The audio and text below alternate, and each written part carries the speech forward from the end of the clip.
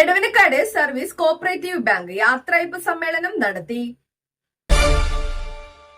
Edavanakkad service cooperative bank യാത്രയയപ്പ് സമ്മേളനം നടത്തി. 21 വർഷത്തെ സേവനത്തിനു ശേഷം ബാങ്കിൽ നിന്നും വിരമിക്കുന്ന ബാങ്ക് സെക്രട്ടറി റസീന ബിയയ്ക്കും ഇന്റേണൽ ഓഡിറ്റർ മിനി വിട്ടി, 19 വർഷത്തെ സേവനത്തിനു ശേഷം സർവീസിൽ നിന്ന് വിരമിക്കുന്ന സീനിയർ ക്ലർക്ക് വി ജ്യോതിപ്രകാശിനും എടവനക്കാട് സർവീസ് സഹകരണ ബാങ്ക് യാത്രയയപ്പ് നടത്തി.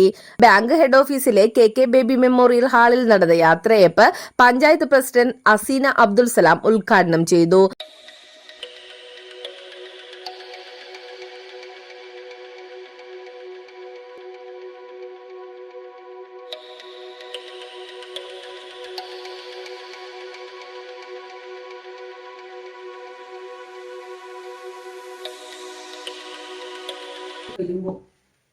ഈ ഒരു ദൈനംദിന കൃത്യങ്ങളിൽ നിന്നും പെട്ടെന്നൊരു മാറ്റം വരുമ്പോൾ ഉണ്ടാകുന്ന വിഷമം ഏറെ തന്നെയാണ്. പക്ഷെ മുമ്പത്തെ പോലെയല്ല. മുമ്പൊക്കെ നമുക്കറിയാം, റിട്ടയർമെന്റിൽ ആവുന്ന ജീവനക്കാരെ സംബന്ധിച്ചിടത്തോളം അവർ കാണുമ്പോൾ തന്നെ അറിയാം ജോലിയിൽ നിന്നും വിരമിക്കാറായി എന്നുള്ളത്. പക്ഷേ ഇന്ന് നമുക്ക് നമ്മൾ വേദിയിലേക്ക് നോക്കുമ്പോൾ തന്നെ എത്രയും ചുറുചുറുക്കോടുകൂടി ബാങ്കിൽ നിന്ന് വിരമിക്കുന്ന 3 പേരുടെയും പ്രവർത്തനങ്ങൾ ശ്ലാഘനീയമാണെന്നും വിലമതിക്കാനാവാത്തതാണെന്നും ഉദ്ഘാടന സന്ദേശത്തിൽ പഞ്ചായത്ത് പ്രസിഡന്റ് അനുസ്മരിച്ചു. Bank president T A Joseph അധ്യക്ഷത വഹിച്ചു.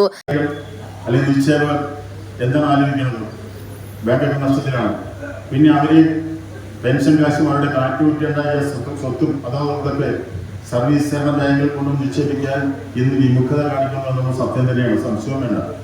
പക്ഷെ അതിൽ ഏറ്റവും കൂടുതൽ ഞങ്ങൾ എല്ലാ വേദിയിലും പറയുന്ന പോലെ ഡിപ്പാർട്ട്മെന്റിന്റെ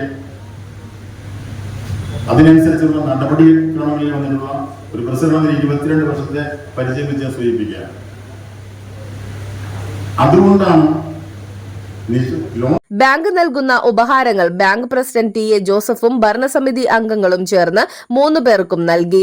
സഹപ്രവർത്തകരുടെ ഉപഹാരങ്ങൾ ബിനു കാവങ്കലും വിദ്യ ആർഷേണായി മറ്റ് ജീവനക്കാരും ചേർന്ന് നൽകി.